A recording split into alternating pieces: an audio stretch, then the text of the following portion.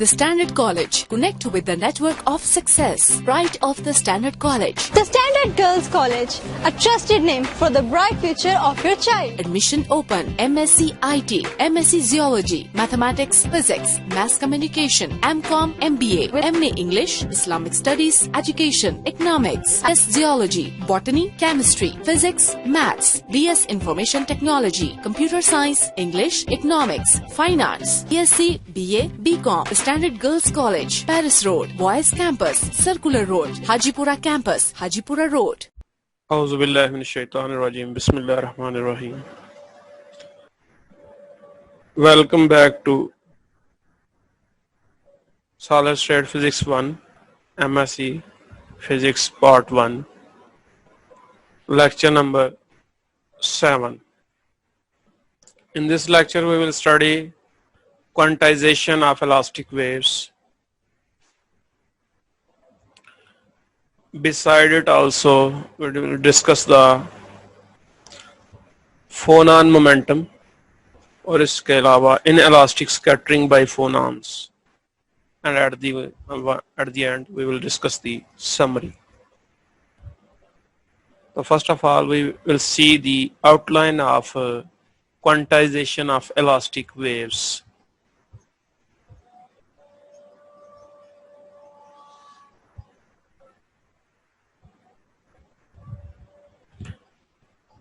We are seeing here quantization of elastic waves, in which we study the energy of phonon, 0-point energy, amplitude of phonon, kinetic energy of phonon. Energy of phonon means how much energy phonon carry, what is phonon, and what is the kinetic energy, what is the role of harmonic oscillator here. All these things we will discuss under the heading of quantization of elastic waves.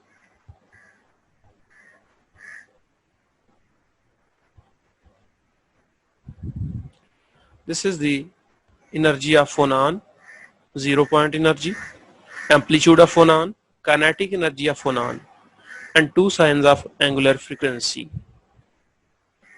इन सारी चीज़ों का मतलब हम देखेंगे यहाँ पे. सबसे पहले है क्वांटाइजेशन ऑफ इलास्टिक वेव्स. तो सबसे पहले फोनान क्या होता है, फोनान क्या चीज है. एक्चुअली जब एटम्स वाइब्रेट करते हैं तो उनकी वाइब्रेशंस के दौरान एनर्जी जो है एक जगह से दूसरी जगह ट्रांसफर होती है. वो जो एटम्स की वाइब्रेशंस हैं वहां से एनर्जी जो कैरी होती है वो फोनान लेके जाते हैं. यानी energy of A lattice vibration वो भी क्वांटाइज है. जैसे लाइट एनर्जी क्वांटाइज होती है, इसी तरह ये लैटिस वाइब्रेशंस की जो एनर्जी है वो भी क्वांटाइज है.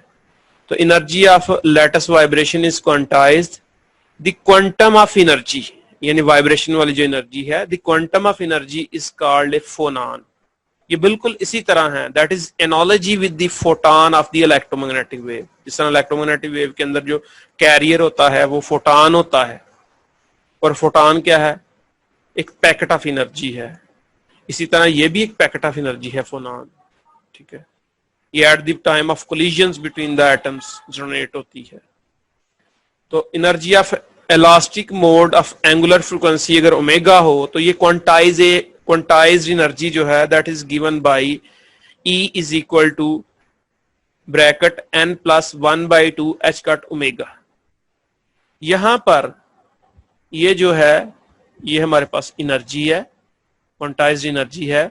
जब ये h कट ओमेगा यहाँ n से मल्टीप्लाई होगा, यहाँ पे n जो है ये एक्चुअली क्या चीज है, ये क्वांटम नंबर है और नंबर ऑफ फोनान को भी जाहिर करता है. क्वांटम नंबर कितने फोनान्स हैं, जिस तरह कितने फोटॉन्स होते हैं. इसके अलावा जब h कट ओमेगा 1/2 से मल्टीप्लाई होगा तो ये 0-पॉइंट एनर्जी को जाहिर करेगा, ग्राउंड एनर्जी को शो करेगा 1/2 h कट ओमेगा. तो ये चीजें लिखी हुई हैं. When the mode is excited to quantum number n, that is when mode is occupied by n phonons. The term 1/2 h cut omega is the 0-point energy of the mode, ground energy, lowest energy state. minimum temperature, it occurs for both phonons and photons. ये phonon और photons दोनों के लिए as a consequence their equivalence of energy will be turn out the harmonic oscillator of mega frequency, and its equivalence energy is given by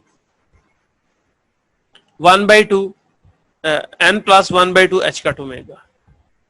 The quantum theory of phonon is developed by in appendix 6c. ये हम already discuss कर चुके हैं previous chapters में. Quantum theory में हम आपने पढ़ा था, क्वांटम मैकेनिक्स में आपने पढ़ा है, तो ये चीज वहां पे already conservation of quantization energy discuss हो चुका है. उसके बाद जो है अब हम देखते हैं नेक्स्ट में कि मीन स्क्वायर फोनॉन एम्पलीट्यूड क्या है. जैसे भी कोई एटम वाइब्रेट करता है, लेटेस्ट वाइब्रेशंस होती हैं, तो वाइब्रेशन के दौरान कोई ना कोई उसका डिस्प्लेसमेंट होगा. उस डिस्प्लेसमेंट को देखते हैं, फिर उस डिस्प्लेसमेंट से हम किस तरह से काइनेटिक एनर्जी कैलकुलेट करेंगे, इस चीज को देखते हैं. और यहाँ पे एक एटम इन्वॉल्व नहीं, ज्यादा एटम इन्वॉल्व होते हैं, तो फिर स्मॉल एम की बजाय हम जो है वो डेंसिटी का वर्ड यूज करेंगे, यानी कि मास पर यूनिट वॉल्यूम, एक पर्टिकुलर वॉल्यूम के अंदर कितने एटम्स हैं उनके लिहाज से हम काइनेटिक एनर्जी कैलकुलेट करेंगे. और काइनेटिक एनर्जी में हमें वेलोसिटी चाहिए होगी, और वेलोसिटी हम जो है यहाँ पे ये जो डिस्प्लेसमेंट है ना वहां से कैलकुलेट करेंगे. डेरिवेटिव भी हमें लेने पड़ेंगे इसके अंदर कुछ, इसके अलावा कुछ इंटीग्रेशन भी करनी पड़ेगी और कुछ ट्रिग्नोमेट्रिक फंक्शन भी यूज करने पड़ेंगे. और यहाँ पे मैं बोल रहा हूँ कि स्मॉल एम की जगह हम राओ यूज करेंगे, ठीक है, और वी स्क्वायर की जगह हम partial u over T square use करेंगे. ये वो चीजें आप देख रहे हैं, तो चले हम देखते हैं इसको. We can quantize the mean square phonon amplitude, consider the standard wave mode of amplitude. U यहाँ पे डिस्प्लेसमेंट को जाहिर कर रहा है, यू नॉट मैक्सिमम डिस्प्लेसमेंट है जब क्रिस्टल वाइब्रेट करती है, और cos kx, अब k यहाँ पे वेव वेक्टर है, प्रोपेगेशन वेक्टर है, और ओमेगा आपको पता है एंगुलर फ्रीक्वेंसी को शो कर रहा है, t जो है वो टाइम ऑफ वाइब्रेशन है.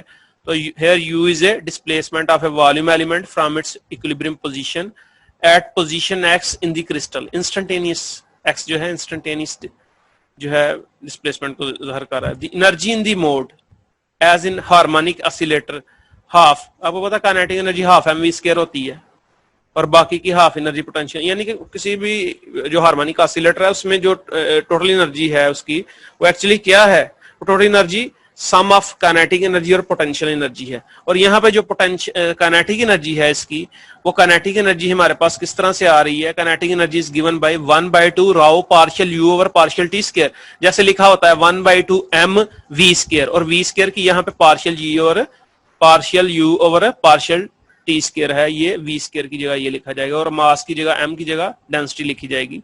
Where rho is the mass density, and in a crystal of volume v the volume integral of the kinetic energy is given by this. ये कैसे आया?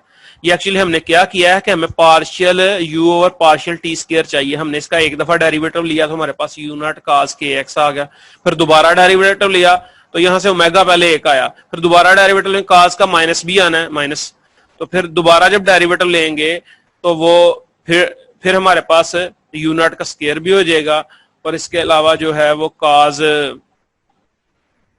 ओमेगा एक पहले आया, फिर ओमेगा स्क्वायर भी हो जाएगा. इसलिए यहाँ पे और पर यूनिट वॉल्यूम के लिहाज से देख रहे हैं, इसलिए हम उसको कंप्लीट करने के लिए 2 से मल्टीप्लाई भी करेंगे, तो हमारे पास 1/4 density into v omega square u naught square sine square omega t आया. ये एक्चुअली हमने यहाँ पे इंटीग्रेशन भी की है और दो तरह इसका पार्शियल डेरिवेटिव ले लिया है, फिर ये टर्म मिली है.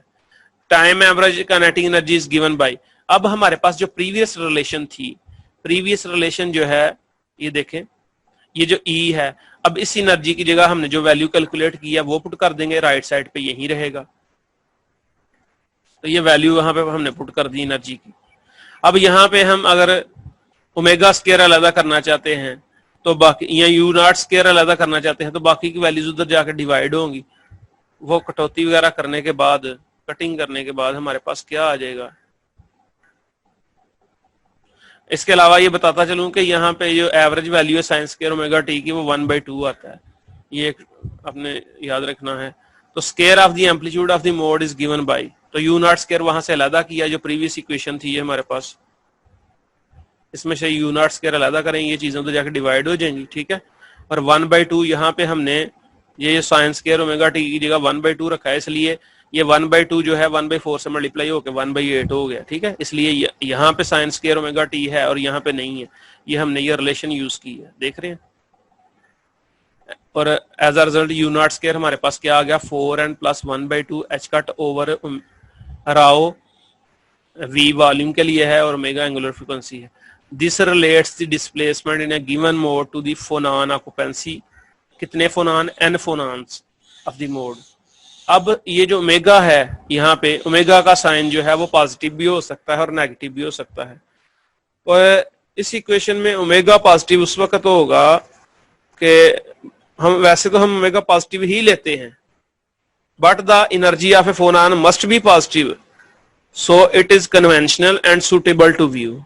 Omega is positive. If the crystal is unstable, जब क्रिस्टल स्टेबल नहीं होती उस वक्त ओमेगा स्क्वायर हम नेगेटिव लेंगे और उस वक्त इसके अंदर इमेजिनरी पार्ट भी होगा शामिल, वरना जब पॉजिटिव होगा उस वक्त रियल पार्ट है आपके पास ओनली, ठीक है। तो ये हमने जो पढ़ा, ये हमने अभी तक जो हमने प्रीवियस पढ़ा है ये थी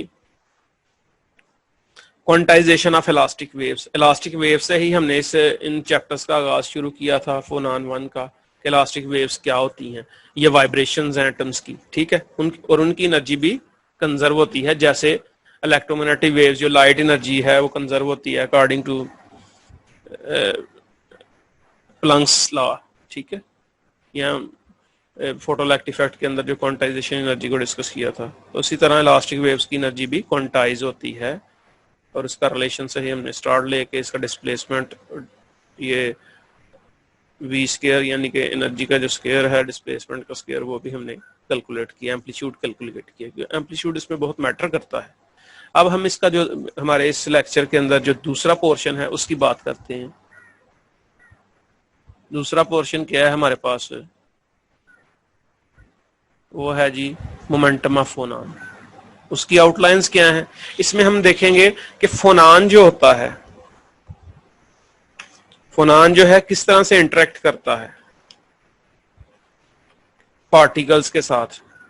फोनान जो है वो पार्टिकल्स के साथ किस तरह इंटरेक्ट करता है, यानी कि फोनान किस तरह से एनर्जी को कैरी करता है, ठीक है, वाइब्रेशनल एनर्जी को किस तरह से कैरी करता है।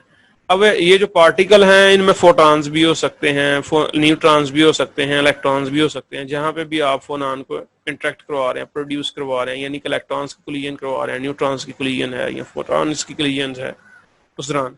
इसके अलावा मोमेंटम ऑफ फोनान देखेंगे क्रिस्टल के अंदर।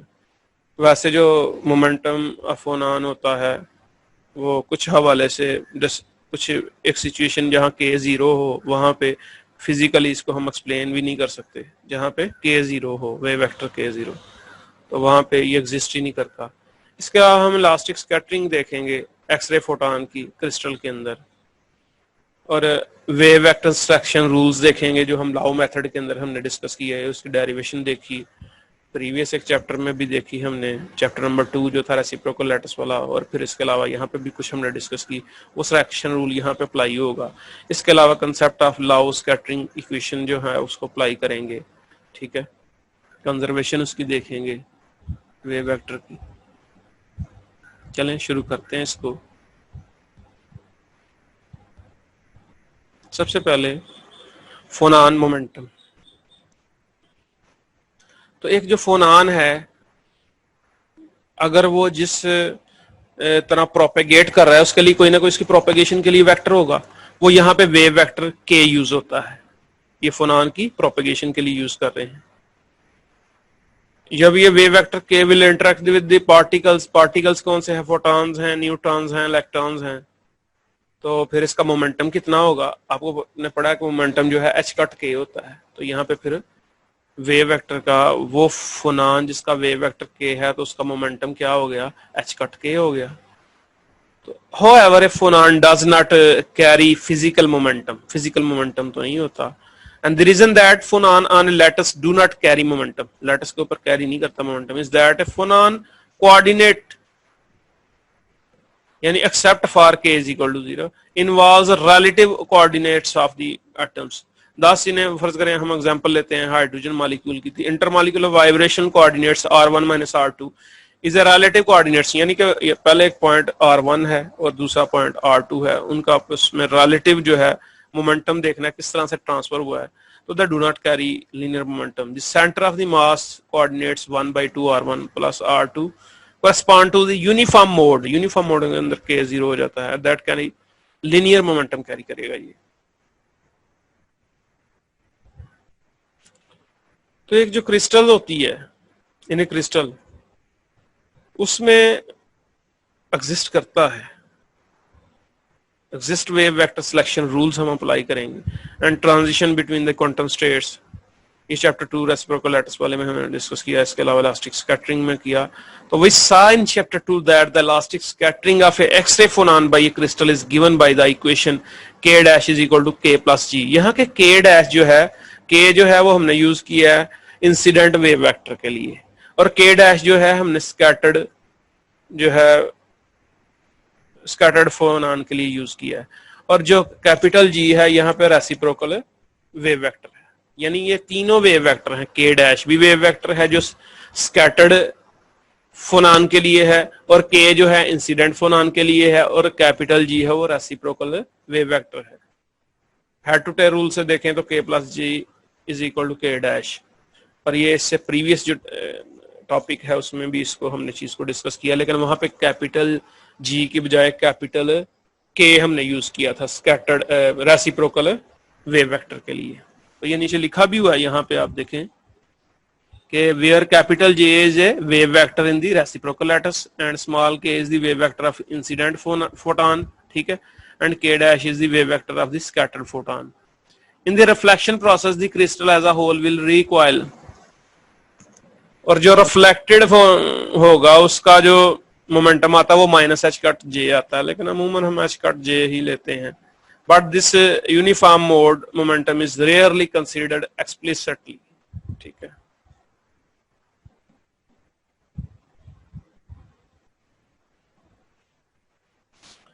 तो ये जो इक्वेशन 30 गई है प्रीवियसली,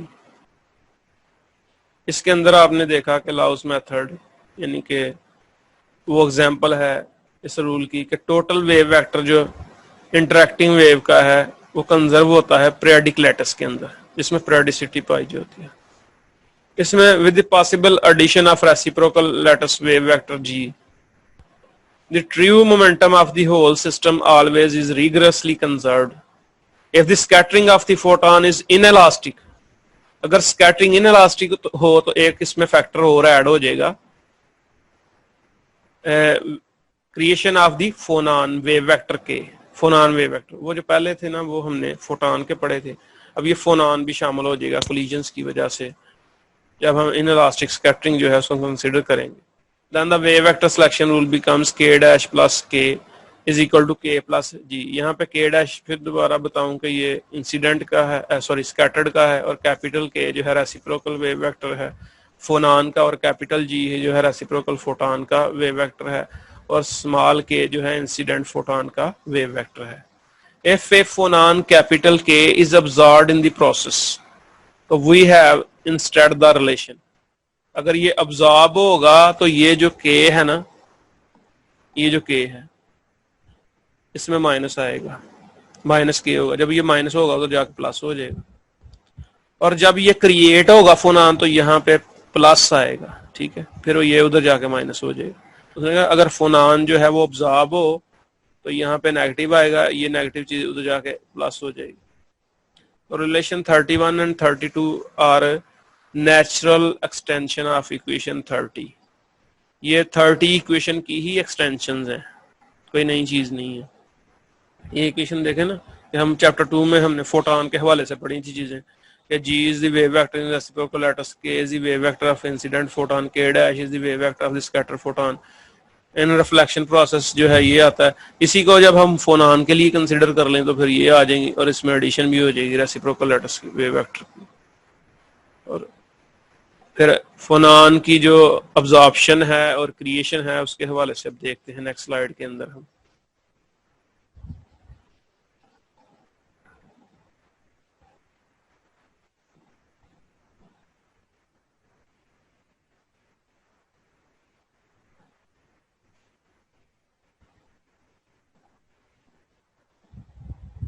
ठीक है, तो ये मैंने आपको बताया कि यहाँ पे प्लस और माइनस भी आ सकता है।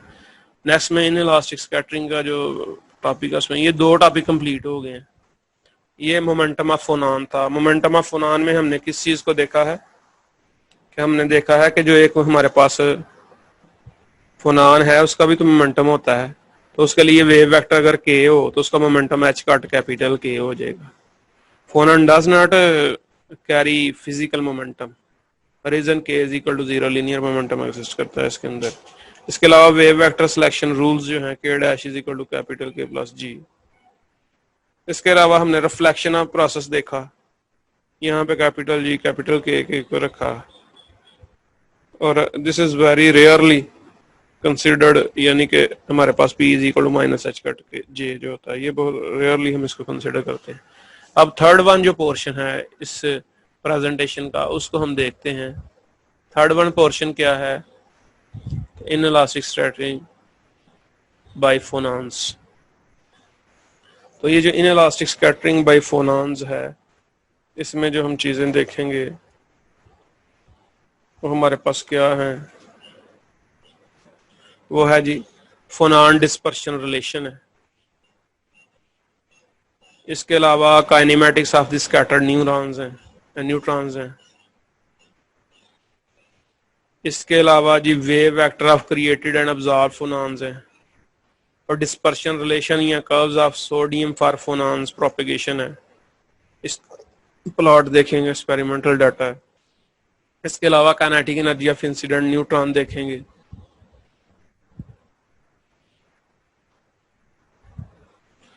इसके अलावा डिटर्मिनेशन ऑफ गेन और लॉस ऑफ स्कैटर्ड न्यूट्रॉन्स देखेंगे। ठीक है, तो इन चीजों को हम डिटेल में देखते हैं। नेक्स्ट स्लाइड देखिएगा। सबसे पहले जी in elastic scattering by phonons. तो फोनान की जो डिस्पर्शन रिलेशन है आपको पता है, उसमें जो angular frequency as a function of wave vector देखते हैं, यानी omega is a function of k. इसका मतलब है डिस्पर्शन रिलेशन जो हम ड्राइव करते हैं omega is equal to v k, और ये हमने कुछ रिलेशंस ड्राइव भी की हैं पहले। इससे जो 6 हमने टॉपिक पढ़े हैं उनके अंदर कुछ पहले हमने मोनोटॉमिक लैटिस के लिए 1 एटम लिया पर यूनिट सेल, फिर हमने 2 लिए और उनके लिए अलग-अलग हमने इक्वेशंस ड्राइव की थी, डिस्पर्शन रिलेशन, और उनके डिफरेंट केसेस को हमने डिस्कस किया था। ठीक है, डिटेल में फिर उनके मोड्स भी हमने डिस्कस किए। तो ये एक्चुअली ये जो आज का लेक्चर है ये इस फोनान 1 वाला जो है क्रिस्टल वाइब्रेशन वाला जो चैप्टर है ये इसी के साथ आज कंप्लीट हो जाएगा। अब नेक्स्ट जो है हम दूसरा शुरू करेंगे। नेक्स्ट लेक्चर में हम फोनान 2 वाला यानी कि नेक्स्ट जो चैप्टर है उसको शुरू करेंगे लेक्चर नंबर 8 के अंदर। तो आज इसको हम खत्म कर देंगे पूरे चैप्टर को। तो inelastic scattering by phonons, तो फोनान डिस्पर्शन रिलेशन जो होती है omega as a function wave vector are most often determined experimentally by the inelastic scattering of the neutrons with the emission or absorption of phonons. A neutron sees the crystal lattice chiefly by interaction with the nuclei, यानी कि जो neutron होता है वो nucleus के अंदर मौजूद जो न्यूक्लियाई है, प्रोटॉन है, न्यूट्रॉन है, उनसे जाकर इंटरेक्ट करता है। न्यूट्रॉन से जो है वो रिपेल उससे टकराएगा या फिर प्रोटॉन से टकराएगा।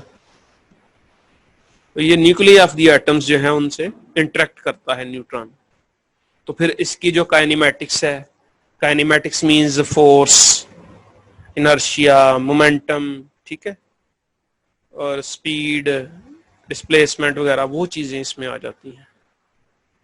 तो kinematics of the scattered of a neutron beam by a crystal lattice are described by the general wave vector section rule. ये सेक्शन रूल आपको मैं प्रीवियस में बताया, के प्लस कैपिटल जे के इज इक्वल टू के डैश प्लस माइनस के।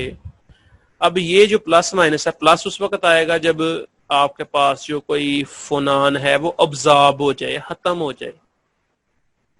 Minus उस वक्त आएगा जब अब्जॉर्ब हो जाए, खत्म हो जाए, और प्लस उस वक्त आएगा जब क्रिएट हो, नया पैदा हो फोनान कोलिजन्स की वजह से। और ये जो आप फोटॉन फॉल कर रहे हैं, एक्सरे का फोटॉन फॉल कर रहे हैं, उसका वेव वेक्टर के होगा, और जो स्कैटर होगा इंसिडेंट एक्सरे फोटॉन उसका जो वेव वेक्टर के डैश होगा, और कैपिटल जे जो है ये जो है रेसिप्रोकल वेव वेक्टर होगा, और ये क्या होगा आपके पास जो फोनान क्रिएट होना है या अब्जॉर्ब होना है ये उसका वेव वेक्टर होगा। ठीक है, पता चल गया। ये सिलेक्शन रूल को हमने अप्लाई करना है। बहरहाल ये and by the requirement of the conservation of energy k is wave vector of the phonon created critically plus or absorbed के लिए minus in the scattering process, and capital J any reciprocal lattice vector है for a phonon we choose capital G such that k lies in the first Brillouin zone में लेते हैं। अब ये जो हमारे पास डाटा है ये एक पेपर का डाटा है जिसके अंदर dispersion curves of sodium for फोनान प्रोपेगेटिंग इन 001 डायरेक्शन, 110 डायरेक्शन में और 11 डायरेक्शन एट 90 केल्विन जो है इसको डिस्कस किया गया है। Determined by the inelastic scattering of neutrons. ये जिन बंदों ने काम किया वुड्स, ब्रोकहाउस, मार्च एंड बोर्स, 4 बंदों का ये काम है और जिसको ग्राफिकली ये रिप्रेजेंट किया गया है। यहाँ 001 डायरेक्शन में है, यहाँ पे फ्रीक्वेंसी है वाई एक्सिस के लॉन्ग और एक्सिस के लॉन्ग ये डायरेक्शंस हैं लॉन्ग। अब ये जो इसमें डॉट्स हैं, ब्लैक डॉट्स हैं, ये लॉन्गिट्यूडनल वेव्स को शो कर रहे हैं और ये सर्कल जो हैं, एम्प्टी सर्कल जो हैं, ये ट्रांसफर वेव के लिए हैं। इनमें देखें ना लॉन्गिट्यूडनल वेव्स डोमिनेंट हैं। 110 में देखें बहुत ज्यादा स्कैटर्ड है आपस में, यहाँ पे क्लोज हैं 001 डायरेक्शन में। जैसे जैसे इनकी ज्यादा डायमेंशन होंगी इनकी डिस्पर्शन भी आपस में बढ़ती जाएगी, ट्रांसफर और लॉन्गिट्यूडनल वेव्स की। ठीक है, तो ये देखें ना यहाँ पे ज्यादा डिस्पर्स हो गई हैं, यहाँ पे और डिस्पर्स हो गई हैं आपस में, तो डिस्पर्शन बिहेवियर बढ़ता जाता है विद दी ये जो इसकी डायमेंशंस हैं उनको चेंज करें। तो ये आपको पता है प्लेन्स के हवाले से 3D के अंदर 1D के अंदर 1 डायरेक्शन है, ये 2 डायरेक्शन, ये 3 डायरेक्शन में जब लेते हैं तो वो चेंज होंगे। ठीक है,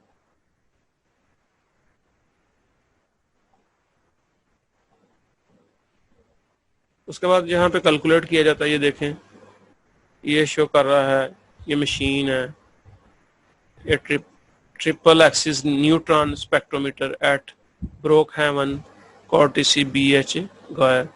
यानी ये जो स्पेक्ट्रोमीटर है, जो न्यूट्रॉन स्पेक्ट्रोमीटर है, ये जो मेजरमेंट करता है इनकी, जो पीक्स को डिनोट करता है, इनको मेजर करता है, ये उसका डायग्राम दिखाया गया। ठीक है, ऑपरेटिंग सिस्टम है, सारी वायर्स हैं इसमें कनेक्टेड, गेजेस लगी हुई हैं स्पेक्ट्रोमीटर में, फिर इसमें इंटेंसिटी वगैरह शो होती है जिसको हम मेजर कर लेते हैं। अब जी मैंने स्टार्ट में कहा था कि काइनेटिक एनर्जी हम देखेंगे, तो आपको पता है जो एनर्जी होती है मोमेंटम की टर्म में देखें तो p²/2m होती है। तो यहाँ जो kinetic energy of incident neutron है दैट विल बी फिर p²/2mn। mn से मुराद energy of mass of neutron है, सॉरी m जो है वो मास के लिए यूज किया है। तो जो फिर इसका मोमेंटम होगा न्यूट्रॉन का वो h⁻k के इक्वल होगा। k यहाँ वेव वेक्टर है इंसिडेंट न्यूट्रॉन का। तो फिर इंसिडेंस न्यूट्रॉन की काइनेटिक एनर्जी क्या बन जाएगी? वो बन जाएगी h⁻² k²/2mn। अब p² की जगह हमने h⁻² k² लिख लिया ना, क्योंकि p = h⁻k है। देखा ना, p = h⁻k है, क्योंकि p का स्क्वायर है तो इनके स्क्वायर आ जाएंगे, इसलिए यहाँ पे p² की बजाय ये 2 चीजें आएंगे, बाकी तो उसी तरह से है। तो ये काइनेटिक एनर्जी आ गई इंसिडेंट न्यूट्रॉन की। न्यूट्रॉन भी तो फॉल कर सकते हैं, फोटॉन भी फॉल कर सकते हैं, इलेक्ट्रॉन भी फॉल कर सकते हैं स्कैटरिंग देखने के लिए ना। तो ये जब हम फॉल करते हैं क्रिस्टल्स के ऊपर तो उस दौरान फोनॉन्स पैदा होते हैं क्रिस्टल के अंदर, जो एटम्स हैं उनकी वाइब्रेशंस की वजह से न्यूक्लियर। तो टू डिटरमाइन द, अब यहाँ पे h⁻, ये इक्वेशन आ गई है जी, ये इंसिडेंस एनर्जी है हमारी h⁻² k²/2m। ये अब जो स्कैटर्ड हो गया ना न्यूट्रॉन, ये उसकी एनर्जी है, और प्लस माइनस जो एनर्जी जो फोनान पैदा होगा अगर वो क्रिएट होगा तो प्लस h⁻ω होगी, अगर वो अब्जॉर्ब होगा फोनान तो माइनस h⁻ω होगी। तो h⁻ is the energy of the phonon created और अब्जॉर्ब्ड इन द प्रोसेस। उसके अलावा अब हम जब डिस्पर्शन रिलेशन निकालनी सॉल्व करना पड़ेगा, तो to determine the dispersion relation of equation 33 and 34, 33 equation का वो था प्रीवियसली जो पास की, ये इक्वेशन 30 जो हमारे पास in terms of wave vector है, और ये जो एनर्जी की फॉर्म में है 34. To determine the dispersion relation using equation 33 and 34, it is necessary that experiment to find the energy gain or loss of the scattered neutrons as a function of the scattered direction. यानी इसलिए ये जरूरी है कि energy gain क्या हुआ है या लॉस हुआ है of the scattered neutron as a function of the scattered direction, यानी जिस डायरेक्शन में वो स्कैटर होता है ना उस डायरेक्शन को भी तो हमने मालूम करना है, और फिर उस लिहाज से उसकी एनर्जी हमें मिलेगी.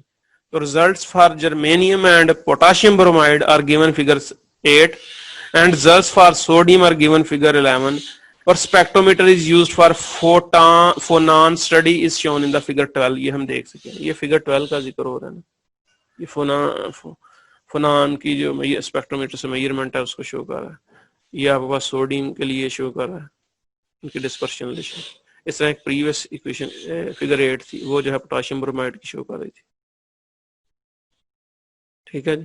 तो इन दो को सॉल्व करके वहां से हम रिलेशन निकालते हैं. जैसे हम कॉम्पटन इफेक्ट के अंदर उसका मोमेंटम को कंजर्व करते हैं, काइनेटिक एनर्जी को कंजर्व करवा के वहां से हम स्कैटरिंग देखते हैं. कॉम्पटन इफेक्ट के स्कैटरिंग एक बिग वाइड फेनोमेना है. स्कैटरिंग रैले स्कैटरिंग भी होती है, ठीक है, सिंपल स्कैटरिंग भी होती है. बहरहाल ये नई एक चीज ओपन हो जाएगी. अभी हम फोकस करते हैं अपने लेक्चर पे. अब हमने जो 3 चीजें पढ़ी हैं उनको समराइज करते हैं. हमने कौन सी 3 चीजें यहाँ पे पढ़ी हैं आज के लेक्चर में? आखिरी लेक्चर था इस चैप्टर का, इसमें वो सारी चीजें आ गई. हमने क्वांटाइजेशन पढ़ी है, किनकी? इलास्टिक वेव्स की पढ़ी है, ठीक है. उसके अलावा हमने दूसरा फोनॉन का मोमेंटम देखा, और फिर हमने जो इनइलास्टिक स्कैटरिंग बाय फोनॉन्स देखी, ठीक है. और अब हम समराइज करते हैं चीजों को जो इसमें टर्मिनोलॉजी यूज हुई थी. तो quantum unit of a crystal vibration, crystal जो वाइब्रेट करती है. अब क्रिस्टल वाइब्रेट क्यों करेगी? उसके ऊपर आप न्यूट्रॉन भी फॉल कर सकते हैं, उसके ऊपर आप इलेक्ट्रॉन भी फॉल कर सकते हैं, उसके ऊपर आप जो है वो फोटॉन, एक्सरे फोटॉन जैसा एनर्जी फोटॉन भी फॉल कर सकते हैं, उससे भी वाइब्रेट कर सकती है. तो वो जो क्रिस्टल वाइब्रेट करती है तो उसके अंदर भी तो एनर्जी फिर एक जगह से दूसरी जगह जाती है. तो वो क्रिस्टल वाइब्रेशन की वजह से एनर्जी जो है उसको ले जाने वाला कौन है? फोनॉन. तो quantum unit of a crystal vibration is a phonon. If angular frequency omega हो, द एनर्जी ऑफ फोनॉन क्या होगी? h का ओमेगा. फोनॉन की आपके पास एनर्जी भी आ गई.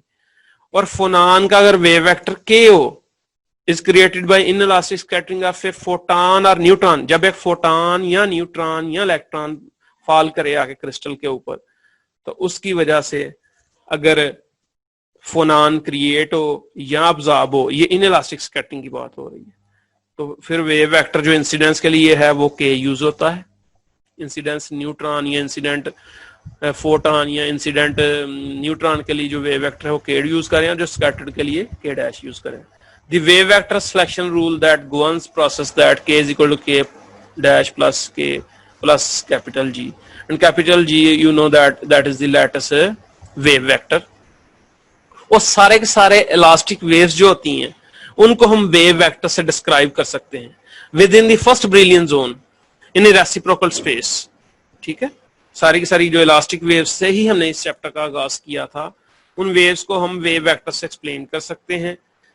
और फिर वेव वेक्टर को जब एक्सप्लेन करेंगे तो ओमेगा जो इनकी frequency in terms of wave vector, तो दैट विल बी हमारे पास क्या आएगा? हमारे पास ये आ जाएगा, ये हमारे पास डिस्पर्शन रिलेशंस आएंगे, उनको हमने डिस्कस किया. If there are p atoms in the primitive cell, the phonon dispersion relation will be 3 acoustical phonons branches and 3p minus 3 optical phonon branches. Optical phonon उतने उसमें से कम हो जाएगा. अगर 3 हमारे पास रिलेशंस हैं p एटम्स के लिए, तो फोनॉन हमने ये जब 2 एटम्स पर यूनिट सेल डिस्कस किया था तो वहां पे हमने ऑप्टिकल फोनॉन्स ब्रांचेस भी देखी थी और अकोस्टिकल फोनॉन ब्रांचेस भी देखी थी, और 6 केसेस वहां पे हमने डिस्कस किए थे. ठीक है, तो ये उन चीजों को समराइज किया गया है. तो इस चैप्टर में हमने इस सारे का सारा चैप्टर में क्या पढ़ा, शुरू में हमने इलास्टिक वेव्स देखी, फिर इलास्टिक वेव्स के लिए हमने बेसिक जो टर्मिनोलॉजी यूज होती हैं उनको लिखा, फिर उसके बाद हमने one atom per unit cell, एक ही तरह के atom unit per unit cell में हो, प्रिमिटिव सेल में हो, उसके लिए डिस्पर्शन रिलेशन निकाली, और उसके लिए जो डिस्पर्शन रिलेशन के डिफरेंट केसेस हैं उनको डिस्कस किया, और फिर उस density of modes one direction के लिए 1D के लिए निकाली। फिर हमने उसके अलावा 2 एटम्स, 2 डिफरेंट टाइप्स के एटम्स पर यूनिट सेल देखे, उनके लिए हमने डिस्पर्शन रिलेशन निकाली, उसके केसेस को डिस्कस किया, और उसके लिए हमने डेंसिटी ऑफ स्टेट्स निकाली, और 3D के अंदर डिमेंशनल स्टेट्स को देखा, और फिर उसके बाद हमने ये आज का जो लेक्चर है इसमें डिस्कस किया है। तो ये 7 लेक्चर एक चैप्टर के थे, ये डिस्कस हो गए हैं। बाद में हम इनके रिलेटेड जो क्वेश्चन पूछे जाते हैं उनको भी डिस्कस करते हैं, ठीक है। नेक्स्ट लेक्चर में उसको, या फिर दूसरा चैप्टर एंड हो जाता है, उसके बाद इसको हम इन चीज़ों को डिस्कस करेंगे। इसी के साथ ओके, अल्लाह हाफिज़।